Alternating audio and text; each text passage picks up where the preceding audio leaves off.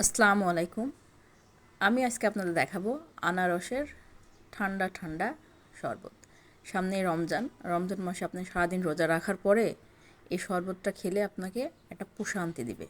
তা প্রথমে সুন্দর করে আপনার বাইরের চালটা পরিষ্কার করে নেবেন সুন্দর করে।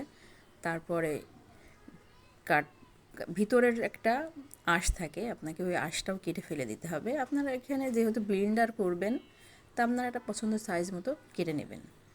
তো ভিতরের যে শ্বাসটা ওইটা অনেকে ফেলে না, ওইটা আসলে টেস্টও লাগে না। আপনি যদি না ফেলতে চান তা হবে, কিন্তু ফেলে দেওয়াই ভালো, কারণ একটু শক্ত এবং ওইটার টেস্ট ওই রকম না এর জন্য।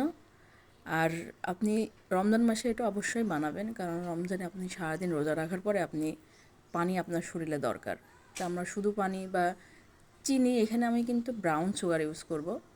তা কুচি কুচি করে কাটার পরে আপনাকে আপনি ব্লিন্ডারে পেস্ট করাটা আসলে বেটার হবে। তাছাড়া আপনাকে খুব সুন্দর করে পেস্ট হবে না, অন্য কিছুতে পেস্ট আসলে এটা করা সম্ভব না।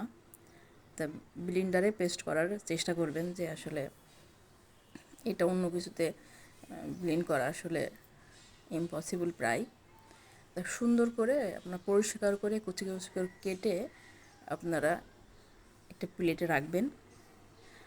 তা আমি এই যেমন আমার আনারসটা প্রায় কাটা হয়ে গেছে, এমন করে কুচি কুচি একটু ছোটো ছোটো সাইজ করে নেবেন।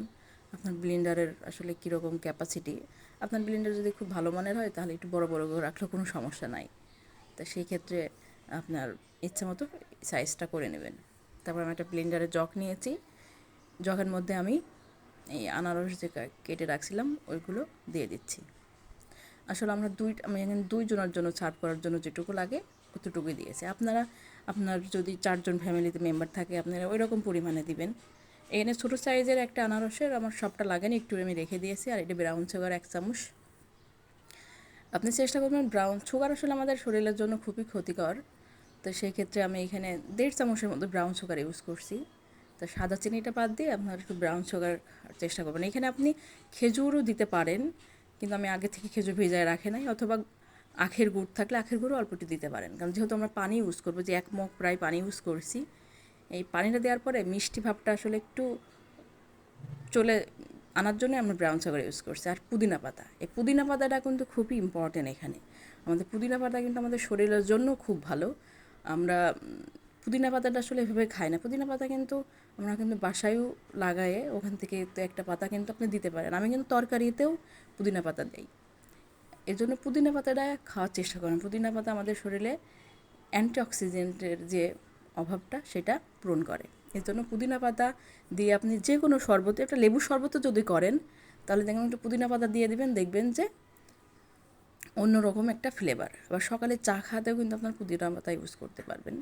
আর আমি সামান্য একটু লবণ ইউজ করছি, আর একটু বিট লবণ ইউজ করছি টেস্টটা একটু বাড়ানোর জন্য।